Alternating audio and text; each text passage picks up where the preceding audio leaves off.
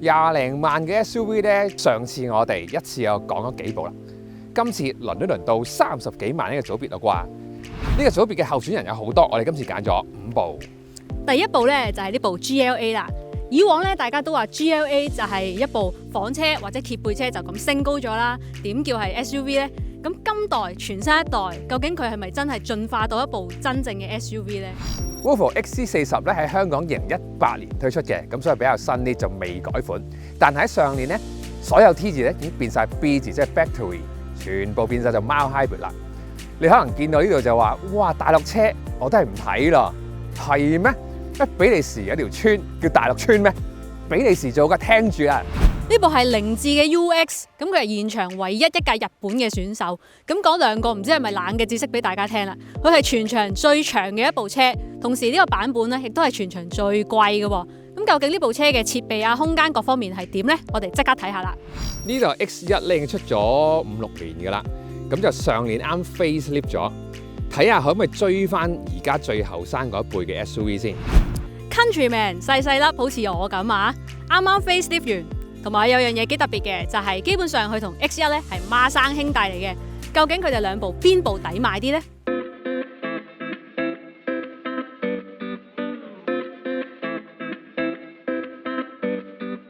嚟一節廣告時間先。Top Gear 嘅網上平台比而家私家樓嘅平台更加要多。私家樓我就買唔起啦。Top Gear 啲網上平台全部免費嘅，所以你一定可以全部跟蹤晒佢。買得 SUV， 我估大家都唔會好似限聚令一樣，最多只係放1、2個人喺車廂咯啩。所以不如我哋睇下後座先呢。身高190cm， 171cm 嘅安，先坐喺前座，安頓好之後，再量度後座嘅坐墊長度同埋膝位嘅空間。呢兩個數字加埋，原來基本上係同個輪軸距成正比嘅。最短嘅 UX 同埋最長嘅 GLA 同埋 XC40 呢，相差大概係5至6 cm 左右嘅。由坐墊至到天花嘅高度，5部車都係差唔多。當中 UX 冇錯係矮咗少少嘅，但係我用人頭保證，冇一部車係會頂頭嘅。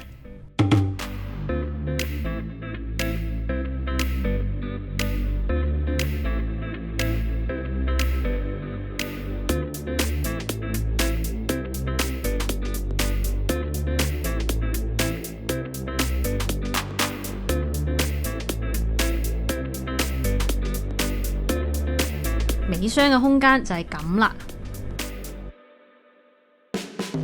5部車都有電尾門，不過 UX 同 XC40 就再叻啲，可以用腳掃開尾門，好腳法啦吓。最大決勝位其實喺地底 ，X1 同 Countryman 嘅地台底呢，簡直就好似台北地下街啊，大到估計唔到。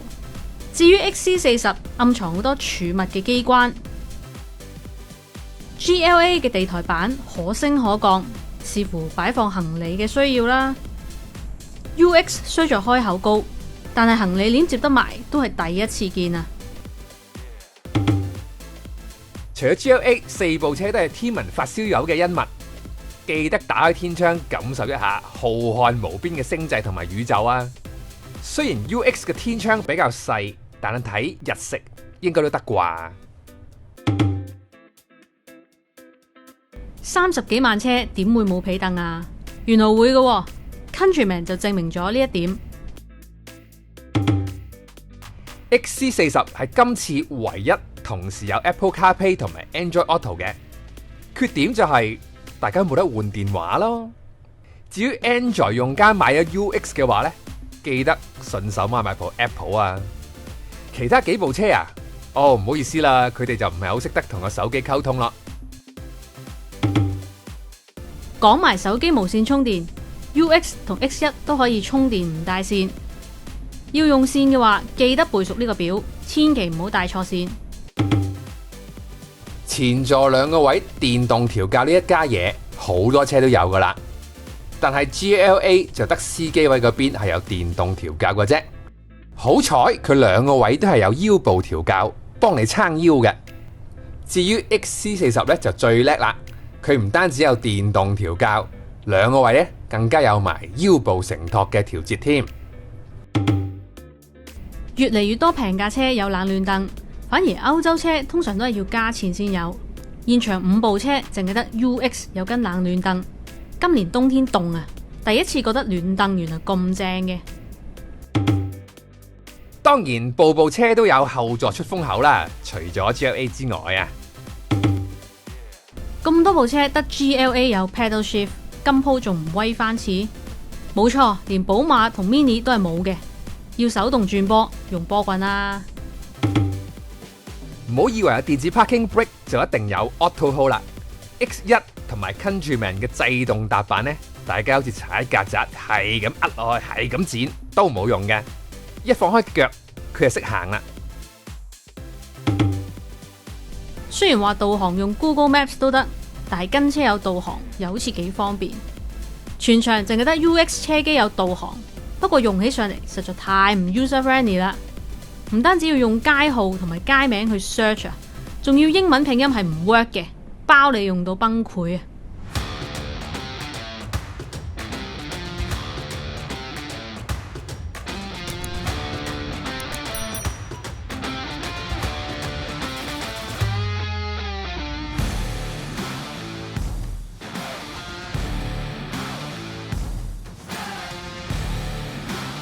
咁我哋揸呢部咧係 XC40 嘅 B4 Momentum。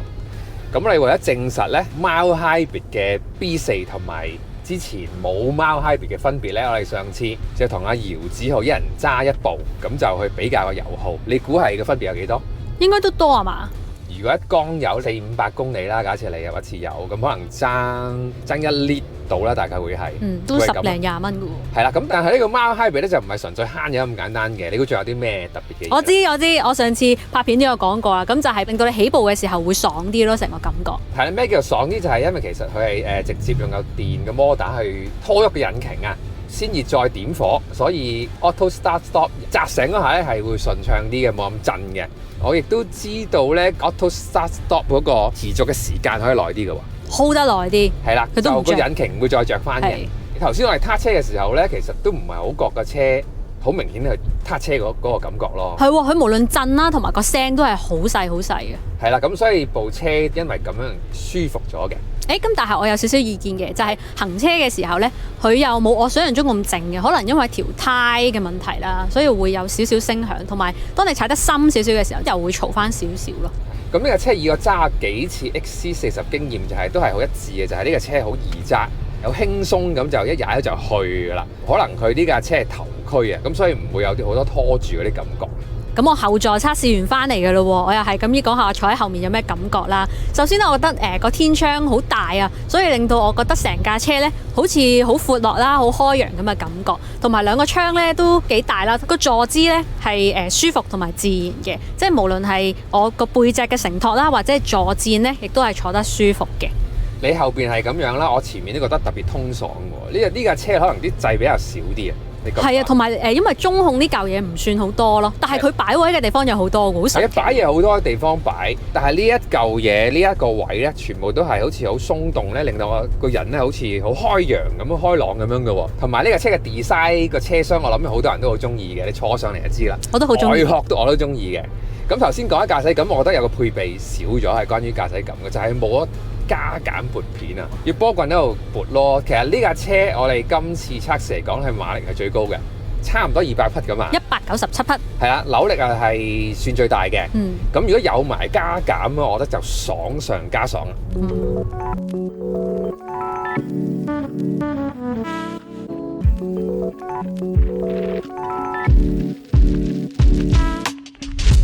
我而家就揸緊部 UX 啦，咁而家 UX 咧有200同埋250H 嘅，兩部嘅 engine 係一樣嘅，都係2.0直4自然吸氣引擎。呢一部嘅馬力咧就係173匹。哇，都唔錯，其實以自然吸嚟講，都咩啊？係咪架車比較嘈啲，所以你聽唔到我講嘢？係啦，多謝你踢咗我講呢樣嘢啊！就係呢架車咧，就算喺慢速行駛嘅時候，個胎噪係非常之明顯啊！我覺得係啲尖啊啲聲係，好似去咗海邊，跟住然之後啲風吹住間屋嗰種 feel 咯。我哋試過唔同嘅速度、唔同嘅路面都有咁嘅情況，只係個頻率係好高定係高嘅啫。冇錯，咁胎噪係一樣嘢啦。第二樣嘈呢，就係嚟自於波箱啦。咁你好地地就咁慢慢揸嘅時候呢，係冇嘢嘅，但係當你一踩落去呢，哇，跟住就會覺得架車好嘈啊！但係我後邊就覺得加速唔係特別快咯，即係架車唔係好快，但係又嘈，就係有種咁嘅感覺啦。因為我喺度諗呢，其實買得凌志係咪應該都想要一種舒適同埋高級嘅感覺噶嘛？都係嘅。如果講聲就唔算好舒適啦，但係如果我做成啊後邊嚟講呢，佢又唔算好拋喎。呢個係我覺得係難以置信嘅地方，可能佢換咗新嘅底盤，所以我覺得穩定啲喎車，你覺唔覺啊？我覺啊，同埋我覺得個坐姿係有啲特別嘅呢架車，好少有地揸 SUV 或者 crossover 啦。我唔係坐到最高嘅，咁我平時坐到最高係因為我真係睇唔到前面或者側窗呢，冇乜安全感。咁但係呢一架呢，係我少有地較到係中間位置咯。唔知你覺唔覺得個離地佢好矮啊？比普通房車或者揭背係高少少咁。即係唔單止揸喎，我連坐喺後邊都覺得空間上都有啲似㗎，大啲嘅揭背車就未算係好通爽嘅 crossover 咯。因為呢個車其實車長係長㗎嘛，係咁多架車之中最長添喎，好似係。但係輪軸佢又短㗎喎。係咯。咁可能就係呢個原因令到我而家坐落去好似坐一個揭背車咁樣。但係而家喺倒後鏡望，你會唔會覺得好似好黑好幽閉咁呢？會啊，好似啲嘢好近我咁樣咯。我覺得個重點呢架車你唔好睇佢其他嘢先，你睇咗佢究竟係幾慳油先。踩落去個波箱嘈啦，其實佢都係為一樣嘢就係要慳啊。你覺唔覺啊？應該係啦，係因為車嘅嘢其實一定係取捨啊，冇可能架架都跑車咁噶嘛。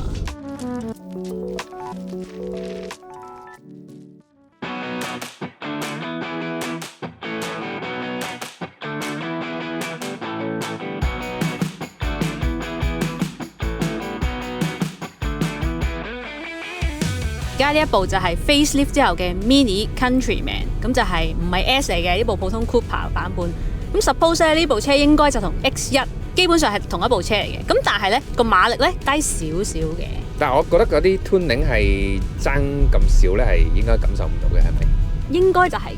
我會覺得呢一部咧所有嘢都好似係高級少少咁嘅喎。我唔知你頭先揸嘅時候會唔會都有咁嘅感覺啊？都係喎，高級嘅意思係包括引擎聲都高級啲喎，好似多咗一個氣缸出嚟咁喎。個聲底係厚少少，嗰部就會好似鬆散啲，同埋係粗少少嘅。個震動傳翻上嚟咧，又高級少少喎。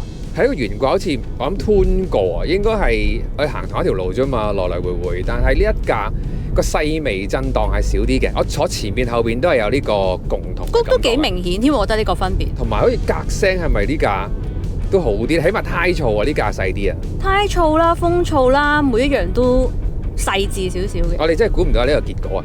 係咯。我哋搞到好似今日係 X1 versus Mini 咁樣嘅。其實就唔係喎，嗬！我哋同場有5部車嘅，係啊，同埋 Mini 仲要係平啲添咧。咁有啲咩蝕灼咗咧？我都坐後邊，我都感受緊有咩蝕灼咗。就係個闊度咯，個感覺好似無論我喺司機同埋乘客都好咧，好似個車身闊度係寶馬係闊啲嘅。咁呢部個長度嚟計就係最短係佢噶啦。前邊啊，後邊嘅 overhang 嗰度係偷得最多位嘅。係，但係個凌志感覺上都係逼夾啲。有冇發覺個簾係手動嘅？冇錯，同埋佢呢張凳咧都係全場唯一一部係冇皮凳嘅，係布嚟嘅。你介唔介意啊？其實我真係唔係好介意啊。呢個手動我覺得正，因為成日我撳嗰粒開山嗰個咧，成日都唔知點操控嘅。係啊，我唔知長號啊，挑一下定係點樣？係啊，搞到玻璃又開咗，但係個髮簾咪繼續喺度，就落雨嗰時就唔記得咗啦。你嘅車廂有個新發明喎。哎呀，俾我講啦，我真係好中意呢個新嘅 mon，呢個係5.5寸 facelift 之後先出現嘅電子標板嚟嘅。佢會隨住你調校軚盤嘅高低咁去喐動嘅，咁就唔會擋住咗你個視線啦。成組嘢喐嘅喎。係啦，咁同埋佢呢度咧有個少少磨砂簡潔咁嘅效果嘅，我覺得係幾清晰同埋幾有型嘅喎。有冇反光嚟㗎？叫我照。暫時冇。咁同埋我覺得今次 facelift 個外邊嘅樣都係靚咗。係喎，佢加埋有啲黑色嘅件咧，好似成件事精神咗咁樣。同埋個尾嗰個英國旗，你中唔中意啊？梗係中意啦。點解？唔講得㗎呢啲嘢。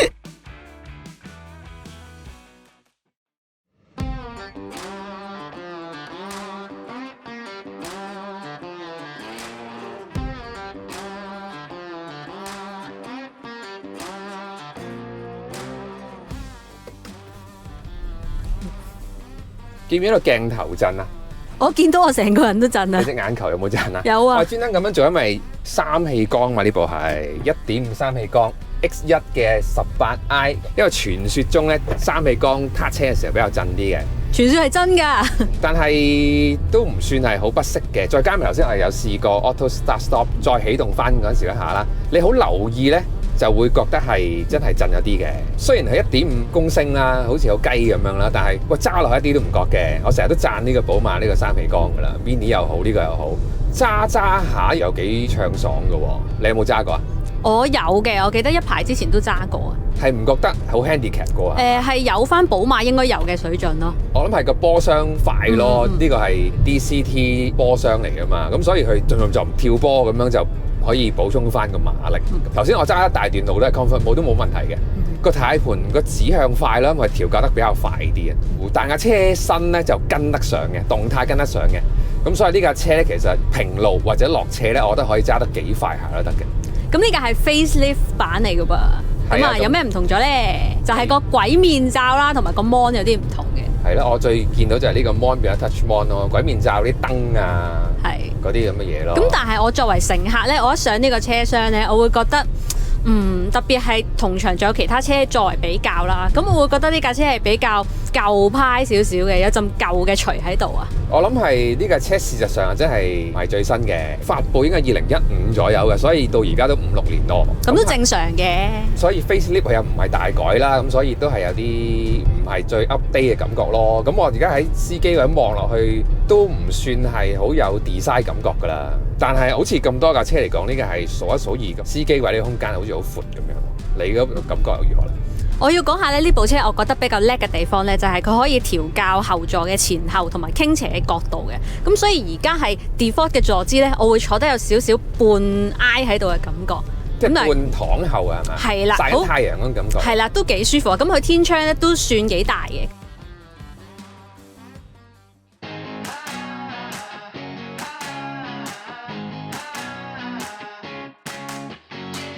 好啦，我哋嚟到新一代嘅 GLA 啦。咁今代其實新聞稿都睇到噶啦。咁廠方亦都講話最大嘅分別就係成個空間都大咗、闊咗咁樣啦。坐落嚟成個空間嘅感覺係明顯同其他幾部都幾唔一樣嘅，係真係闊落啲嘅。咁多部之中應該係得呢一部係冇天窗嘅。特別作為乘客咧，開唔開揚嘅感覺係真係爭好遠啊！我會覺得哇，漆黑一片都入到嚟。但係頭先你所講嘅真係 physically 你覺得係 physical 嘅空間。係啦，但係視覺上、精神上就覺得有少少壓迫嘅，係因為純粹個顏色啫。咁行車嗰啲舒適性嗰啲，你覺得有冇？我冇得同上代做一個比較，但係單純以呢部車嚟講呢，又或者係同其他車做比較呢，我會覺得呢架車係真係高級嘅行車嘅時候。譬如行過啲少少凹凸啦，你知道有凹凸嘅，但係佢唔會傳晒俾我咯。特別係可能同 X1 咁去比較咧 ，X1 就多好多細微嘅震盪嘅。咁但係而家呢，我背脊係唔係太感覺到好多震盪嘅。做司機都覺得呢部車真係個路面過濾嘅能力真係高啲。通常呢啲咁嘅 crossover 仔呢，同揭背車嘅分別唔係超大噶嘛。即係你去再高一級 GLE 嗰啲，梗係乜都過濾晒啦。但係呢個級數通常都會係有時都比較貼近揭背車嘅。呢一架就 OK 喎。同個 A 真係爭幾遠下喎，成件事。係，咁但係轉彎嘅時候咧，呢架就會個左右個喐動就會多啲啦，即係話我個人咧係會飛得多啲嘅。係咪關我揸車事咧？頭先都係你啫，咁所以我覺得唔關你事嘅。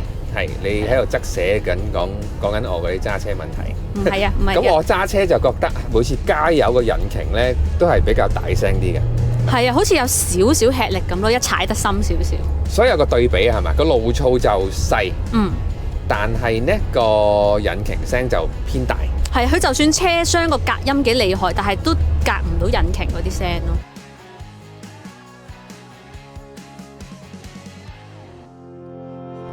5部車咧，我哋咁就介紹完啦，係時候做一個簡單嘅小總結啦。首先講部 GLA 先。最吸引我嘅地方就係個車廂，我覺得唔單止係呢5部車入邊係最華貴嘅，喺呢個4.4米級數嘅細 SUV 仔嚟講呢，我覺得係最靚嘅。係，同埋空間咧，亦都係有個大提升啦。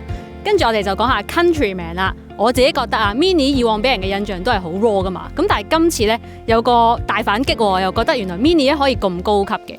佢揸落去咧，亦都係唔差嘅，而且咧個車廂我又係講個車廂喎，今次佢個拿捏個準程度就好啦，唔會太誇張，亦都唔會太過濕塗到唔似部 Mini。跟住到 X1 啦，我自己覺得 X1 咧，雖然佢推出一段日子，但係佢好處就係一樣有寶馬嘅駕駛風味啦，同埋實用性又高啦，因為後排個座位可以褪前褪後咧，唔係好多部 SUV 有嘅啫。另外去到 XC40 啦，XC40咧，我哋大家都好中意啊，一致認同佢個設計咧係簡潔得嚟，好有 style 啦，好有年輕嘅味道嘅，同埋好多放嘢嘅地方咯，我男人都中意㗎，揸落去又唔衰。睇下大家可唔可以接受到呢個牌子唔係好主流啦。最後就要講埋部凌志嘅 UX 啦。日本車嘅感覺呢，原來真係同歐洲車呢好唔同嘅。最大嘅特點，我覺得就係佢好齊料啊。不過咧，我哋今次測試嘅其實就係中價嘅版本。咁如果大家覺得佢價錢比較貴呢，可以睇埋佢嘅入門版喎，設備冇咁多，但係價錢呢就會相宜啲啦。